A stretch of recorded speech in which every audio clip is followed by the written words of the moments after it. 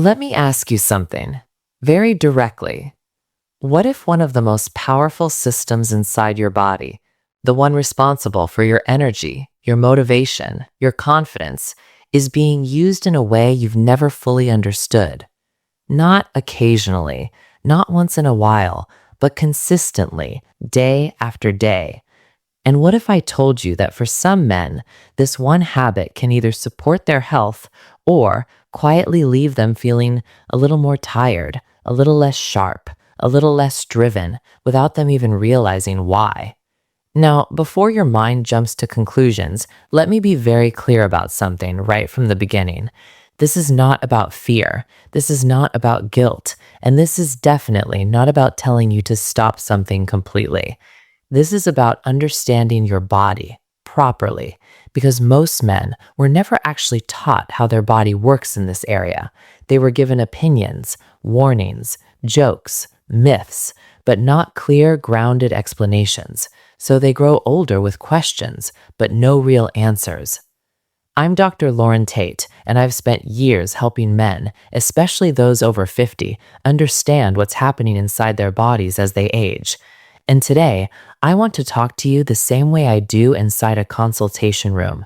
No pressure, no judgment, just clarity. Because the truth is, your body is not fragile, but it is responsive. And one of the biggest mistakes I see is not what men are doing. It's that they're doing it without awareness of how their body is responding afterward. Now, let's slow this down and understand what's actually happening inside you. When ejaculation occurs, your brain releases dopamine. That's the chemical linked to pleasure, reward, and motivation. It's what creates that sense of satisfaction.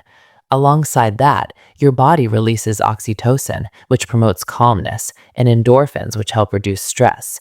So in the short term, this process can actually feel beneficial. You feel relaxed, your mind feels lighter, your body settles, and for many men, especially those dealing with stress, that moment of relief can feel important.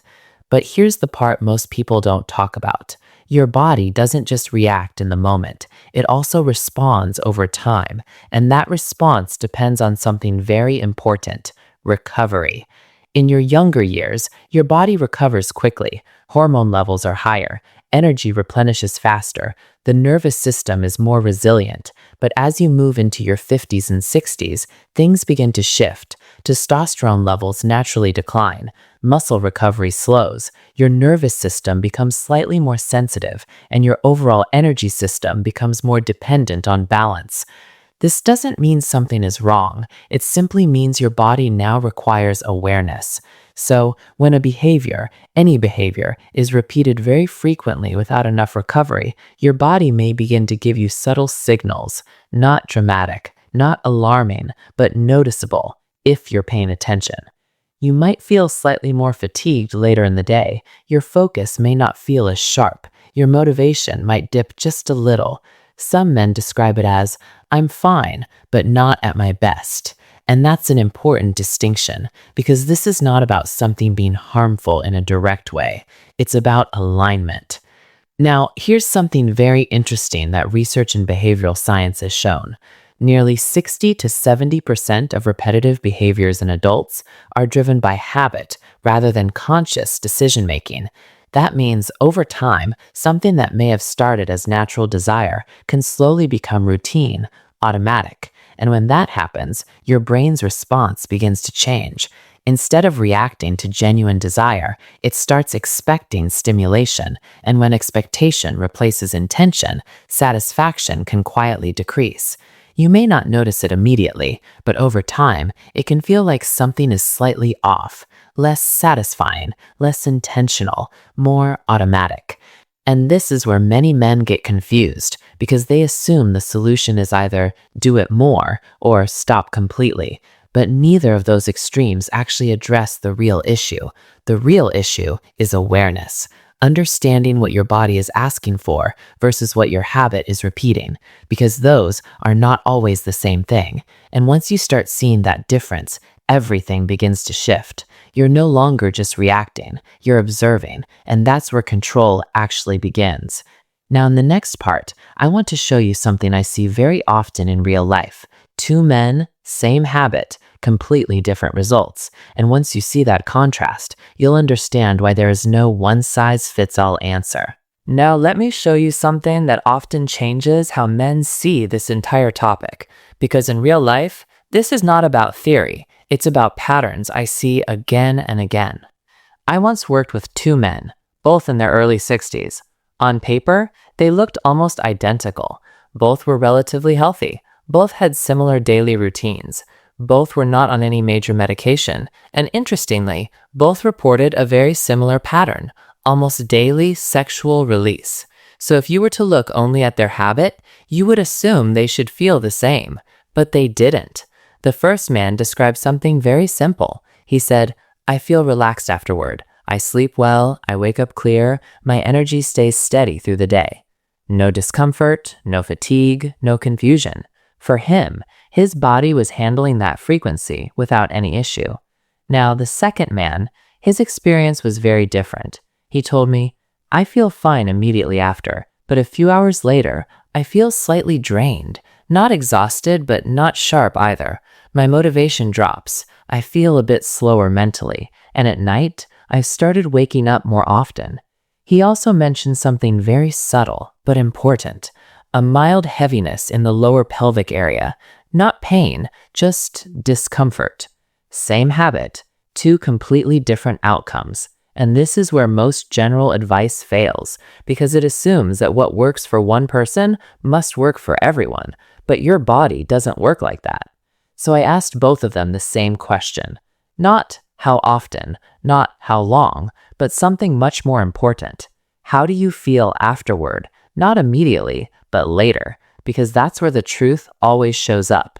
Not in the moment of pleasure, not in the immediate calm, but in the hours that follow.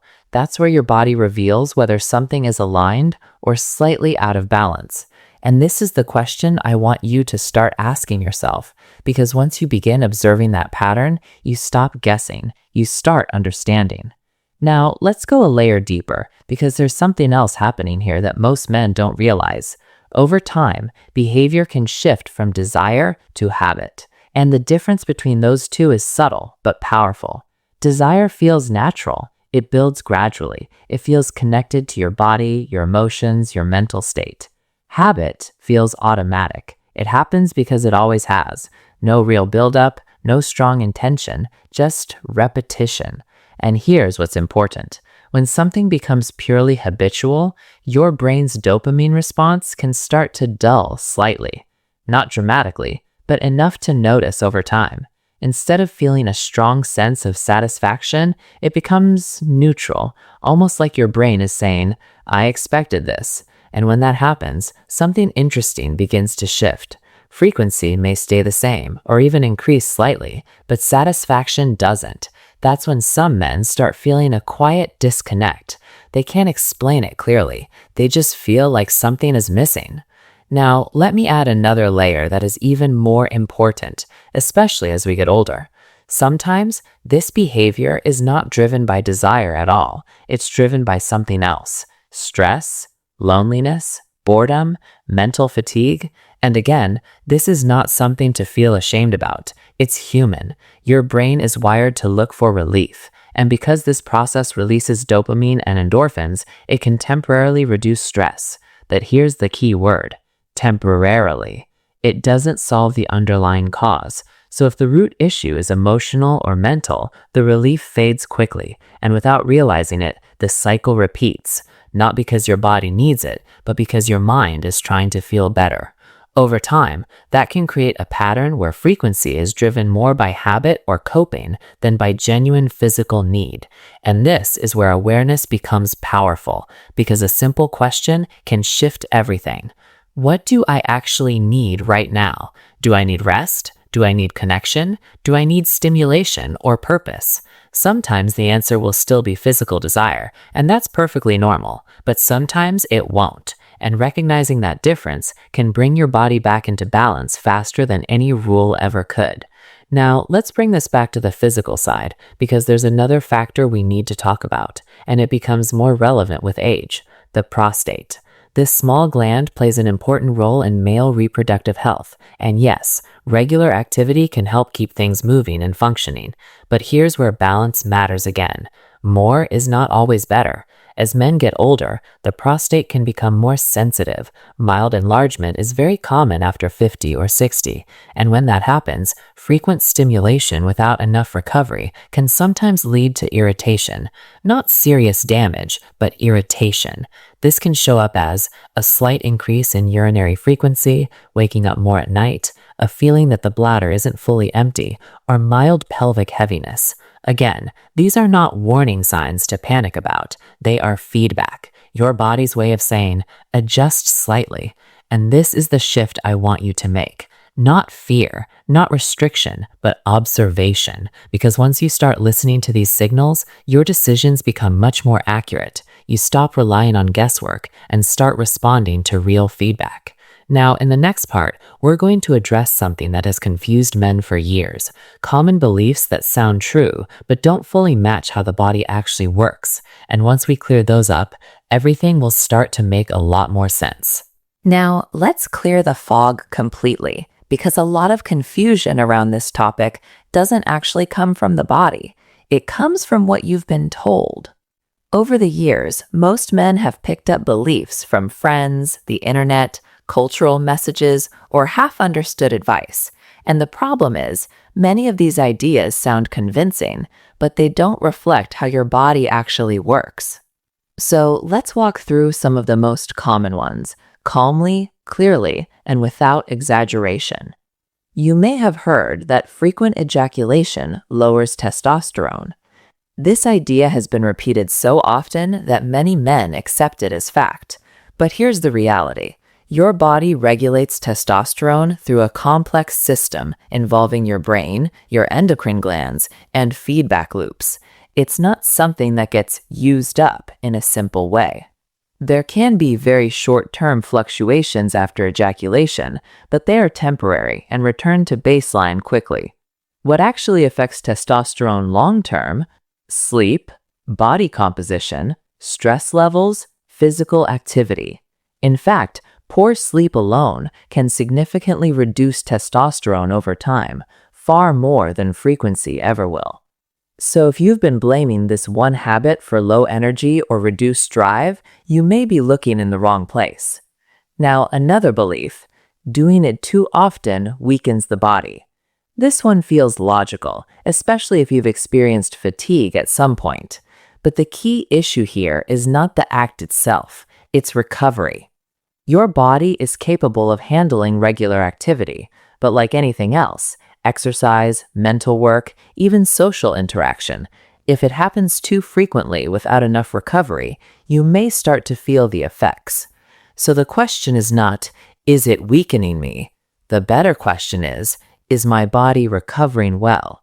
If the answer is yes, you're likely in balance. If the answer is no, your body is asking for adjustment, not because the behavior is inherently harmful, but because the current pattern doesn't match your recovery capacity. Now, here's another one that creates quiet anxiety, especially as men age. At my age, I shouldn't still feel this way. This is one of the most unnecessary beliefs and one of the most harmful. Desire does not have an expiration date. It may change in intensity, it may become less frequent, but it does not become wrong. From a medical perspective, there's nothing inappropriate about a healthy level of desire at any age. What matters is how it fits into your overall well-being. Does it feel natural? Does it align with your energy? Does it leave you feeling balanced afterward? That's what matters, not your age. Now, here's something important to notice.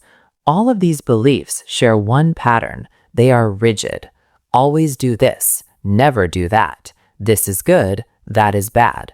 But your body doesn't operate in rigid rules. It operates on feedback. And once you shift from rules to feedback, everything becomes much simpler. Now, let's move into something more physical again, because there's a factor most people completely overlook, the muscular side of this process. Ejaculation is not just hormonal, it's also muscular. Your pelvic floor muscles contract repeatedly during the process. These are the same muscles involved in bladder control and support of your internal organs. And just like any muscle in your body, they need balance. When used occasionally, they recover easily, but when used very frequently without rest, they can become slightly fatigued or tight. Some men notice this as a subtle heaviness in the pelvic area, slight changes in control, or a feeling that something is just not as comfortable as before. Again, not damage, just fatigue. And the solution is simple: not stopping completely, not forcing anything, but allowing recovery, spacing things out slightly, letting the body reset. And if needed, gentle pelvic floor exercises, done correctly, can help maintain strength and flexibility. Now, as we move forward, I want you to start seeing a pattern. Every concern we've discussed, whether it's hormones, energy, prostate, or muscles, comes back to the same principle: balance. Not excess, not suppression, but alignment. And this is where most men go wrong, not because they lack discipline, but because they lack clarity. They either push too far or restrict too much, without really understanding what their body is telling them. Now in the next part, I'm going to show you the exact patterns, the small mistakes I see again and again that quietly create imbalance over time. These are not obvious. In fact, most men think they're doing everything normally. But once you see them, you'll understand why small adjustments can completely change how you feel day to day. Now, let's look at the patterns, the small, almost invisible habits that slowly create imbalance over time. Because in my experience, most men are not struggling because of one extreme action. They're struggling because of repeated patterns they don't even realize they've developed. And once you see these clearly, you don't need strict rules anymore. You just need small adjustments. The first pattern is something we've touched on, but now I want you to really recognize it: confusing habit with a genuine desire. At the beginning, most behaviors in this area are driven by natural curiosity or physical need. But over time, repetition changes the way your brain responds. It becomes automatic. You don't wait for desire to build. You act because it's part of your routine. And here's what happens when that shift occurs. The brain begins to expect stimulation instead of responding to it. And when expectation replaces anticipation, the quality of satisfaction changes. It becomes flatter, less engaging, less meaningful. Some men describe it as, "It's just something I do now." And that's the moment where awareness needs to come in. Because when you occasionally pause, not forcefully, not with guilt, just naturally, you allow your system to reset. Desire builds again, sensitivity improves, and the experience feels more aligned with your body rather than your habit. Now, the second pattern is something much deeper and often overlooked: using this behavior as a way to manage internal discomfort, stress, loneliness, boredom, even emotional emptiness. Your brain is designed to reduce discomfort quickly. And because this process releases dopamine and endorphins, it can create a temporary sense of relief. But here's the important distinction: relief is not the same as resolution. If the underlying need is emotional or mental, the relief fades quickly, and over time, the pattern repeats, not because your body is asking for it, but because your mind is trying to feel better again. This is where many men start feeling a quiet dissatisfaction they can't fully explain. Everything seems normal on the surface, but something feels slightly off underneath. And this is where a simple but powerful question can change everything. What do I actually need right now? Do I need physical release? Or do I need rest, connection, or engagement? Sometimes it truly is physical, and that's perfectly fine. But sometimes it's not. And recognizing that difference brings your system back into balance much faster than any restriction ever could. Now, the third pattern brings us back to the body, specifically the prostate. As men age, the prostate naturally undergoes changes. Mild enlargement is extremely common, and in many cases, it doesn't cause serious issues, but it does make the gland more sensitive. Regular activity can help support its function, but excessive frequency without recovery can sometimes create irritation. And this irritation is not always obvious. It shows up subtly. You may notice you're going to the bathroom more often. You might wake up once or twice at night, or you feel a slight pressure or heaviness in the lower pelvic area.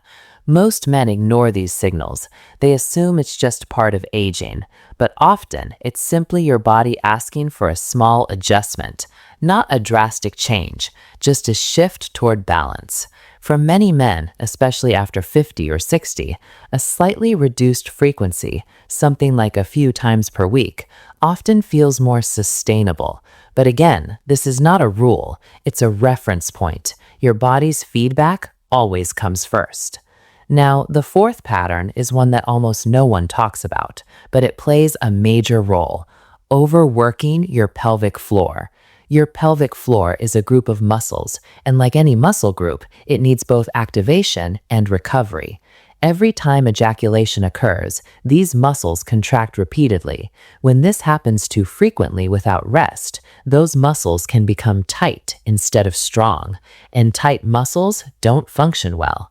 Some then begin to notice subtle changes, a feeling of tension in the pelvic area, reduced control, or a slight change in sensation.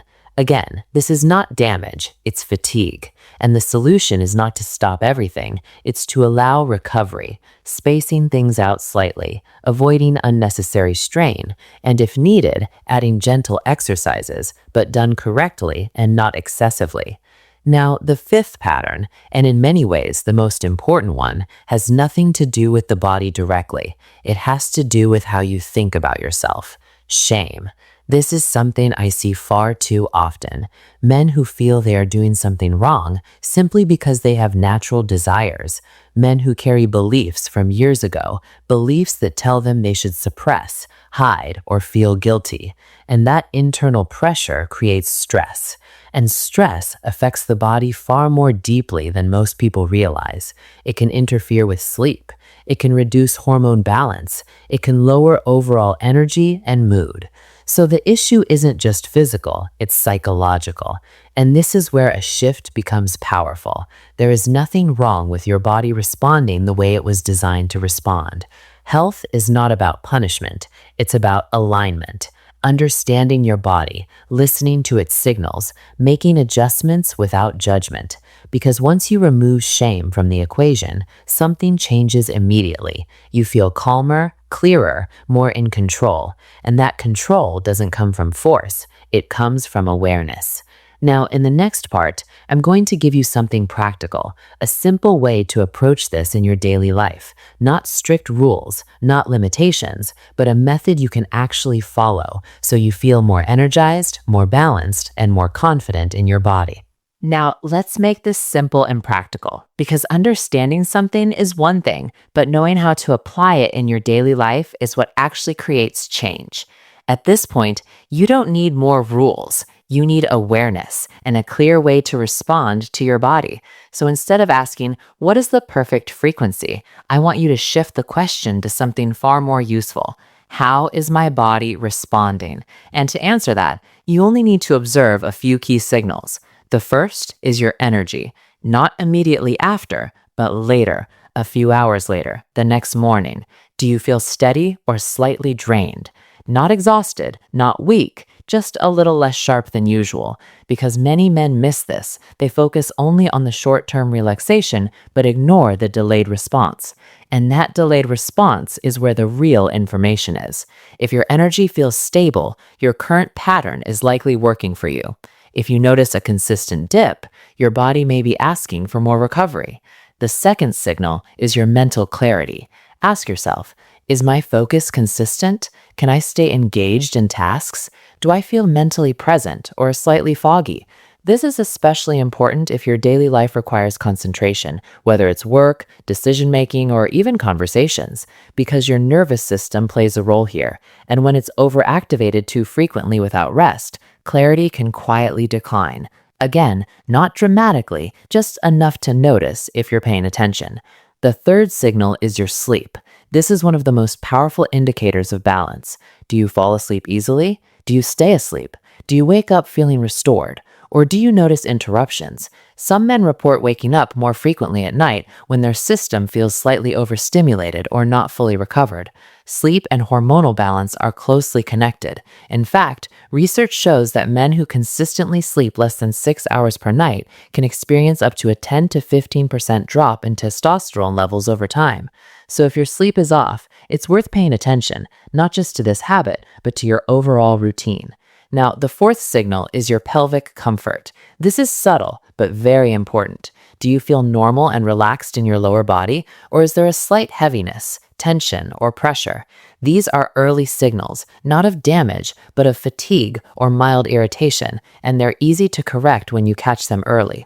The fifth, and often the most overlooked, is your emotional state. How do you feel overall? Calm, balanced, or slightly restless, irritable, or unmotivated?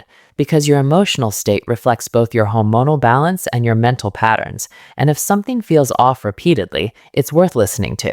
Now, once you start observing these signals, the next step becomes very simple: adjustment. Not restriction, not elimination, just adjustment. If everything feels balanced, you don't need to change anything. If something feels slightly off, create a bit more space. Allow recovery. Even a small shift can make a noticeable difference. Now, let's talk about something equally important: supporting your body overall, because this is where many men overlook the bigger picture. Your energy, your hormones, your recovery, they're not controlled by one habit alone. They are influenced by your entire lifestyle. Sleep is critical. Your body repairs, restores, and regulates hormones during deep sleep. Without it, everything else becomes less efficient. Hydration matters more than most people think. Even mild dehydration can affect circulation and energy levels. Nutrition plays a major role, especially healthy fats, protein, zinc, and vitamin D. These are essential for hormone balance and overall vitality.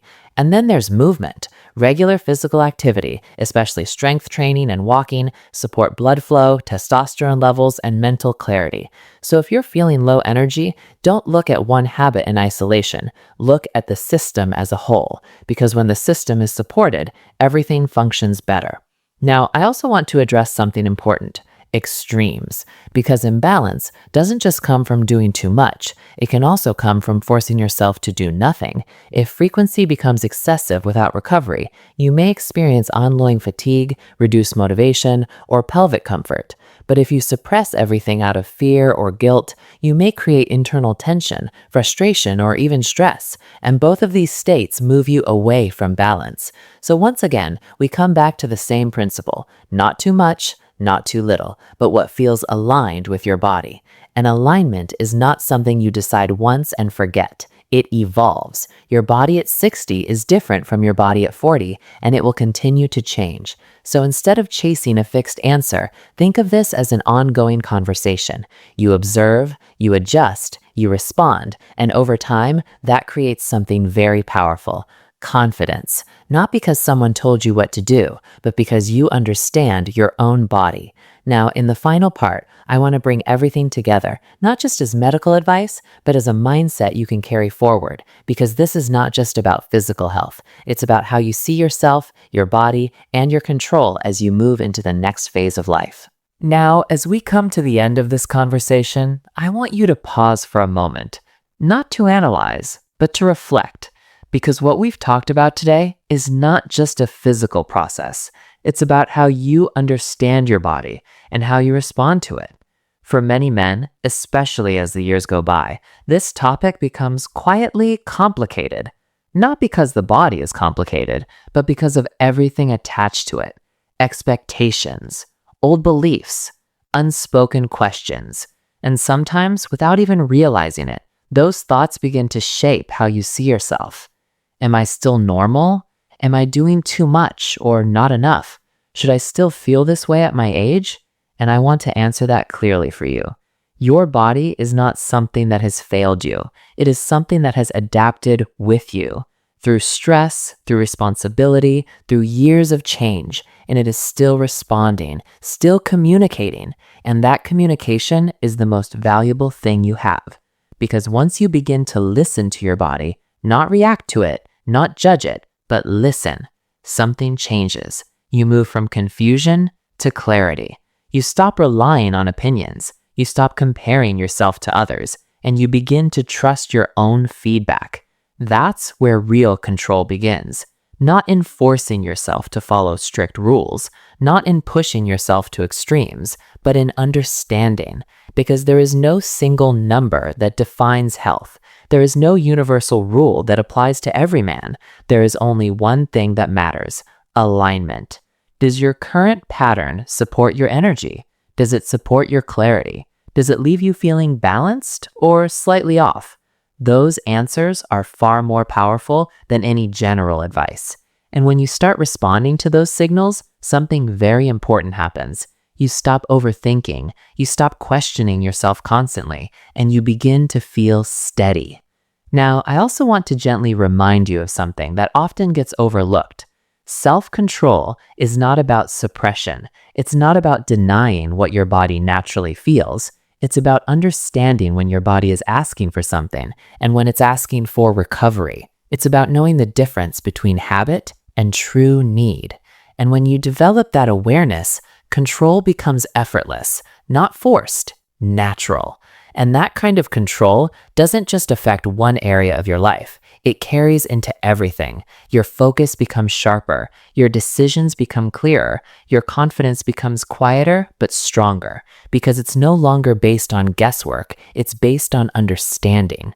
I've seen men in their 60s and even 70s rediscover a sense of comfort in their own bodies, not because they followed strict rules, but because they let go of confusion. They stopped forcing patterns that didn't suit them. They stopped carrying unnecessary guilt. And they began to live with a kind of calm awareness. That awareness changes everything. It improves how you sleep. It improves how you think. It improves how you carry yourself. Because when your internal system feels balanced, your external life becomes smoother. And that's really what this is about. Not control for the sake of control, but understanding for the sake of living better. So as you move forward from here, I want you to keep this simple. Pay attention to your body, respect its signals, support it with good sleep, movement, and nutrition, and most importantly, remove judgment from the equation. Because your body is not your enemy, it's your partner. And the better you understand that relationship, the more confident, calm, and in control you will feel as you move through the years ahead. If this conversation helped you see things more clearly, then that's exactly why I'm here, to bring clarity where there was confusion and balance where there was unnecessary pressure. I'm Dr. Lauren Tate, and I want you to remember, your strength is not defined by extremes. It's defined by awareness, balance, and the choices you make every single day. Take care of yourself. You are worth that understanding.